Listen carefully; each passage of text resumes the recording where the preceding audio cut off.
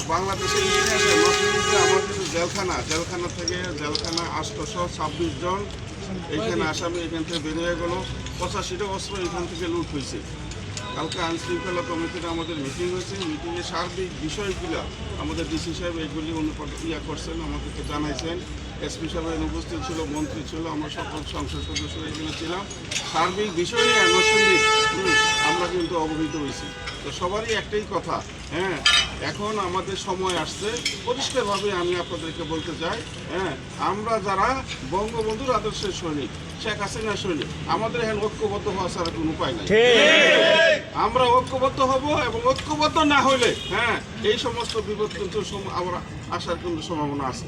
কাজী কথা হইলো আমাদের একটাই, আমরা বঙ্গবন্ধুদের আদর্শের সৈনিক, আমরা সবাই ঐক্যবদ্ধ। 1971 সালে যেভাবে মুক্তিযুদ্ধের সময় আমরা সকলে ঐক্যবদ্ধ হইয়া এই দেশ স্বাধীন করছি।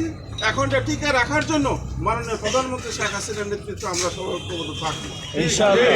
আজকের দিনে আমাদের প্রতিজ্ঞা হলো এইটাই, শেখ হাসিনার নেতৃত্বে আমরা ঐক্যবদ্ধ থাকবো।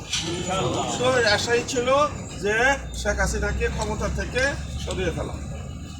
তো আমি আপনাদেরকে প্রশ্ন করতে চাই, এই মুহূর্তে শেখ হাসিনা যদি ক্ষমতা না থাকে, বাংলাদেশে ক্ষমতা থাকার মতো কার যোগ্যতা আছে? কাজে এই জিনিসটা সবার কিন্তু এখন আমাদের উপলব্ধি করতে হবে।